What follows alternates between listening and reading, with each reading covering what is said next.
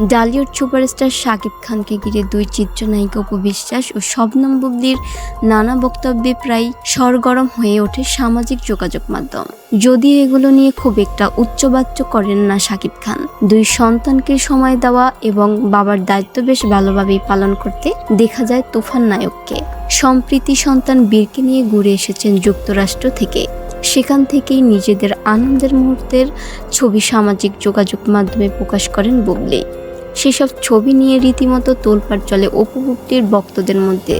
যুক্তরাষ্ট্র থেকে ফেরার পর প্রায় প্রাণবন্ত শবনম বুবলি রাজধানীর এক হোটেলে শুক্রবার নববধূর সাজে হাজির হন নায়িকা।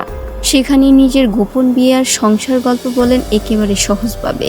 আগে কখনো এতটা স্বাভাবিকভাবে শাকিব খান ও তার পরিবারকে নিয়ে বলতে দেখা যাননি এই নায়িকাকে। শ্বশুরবাড়ি আর শাশুড়ির প্রসঙ্গে বুবলি জানান তিনি রান্না করতে ভালোবাসেন। নিজ বাড়ির মতো শ্বশুরবাড়িতেও শাশুড়ি তাকে বাচ্চার মতোই দেখেন। নায়িকা বলেন রান্নাঘরে গেলেই মা, শাশুড়ি বলেন থাক যতদিন আমি আছি আমিই দেখি। তিনি আমাকে মেয়ের মতোই ভালোবাসেন।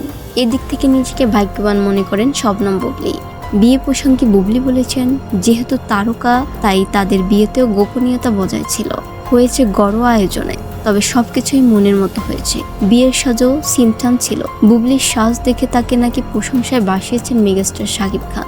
বিয়েতে শাকিব বুবলির পছন্দের খাবার মাছ সবজি ছিল, পাশাপাশি পাতে উঠেছে বিয়ে বাড়িরও খাবার।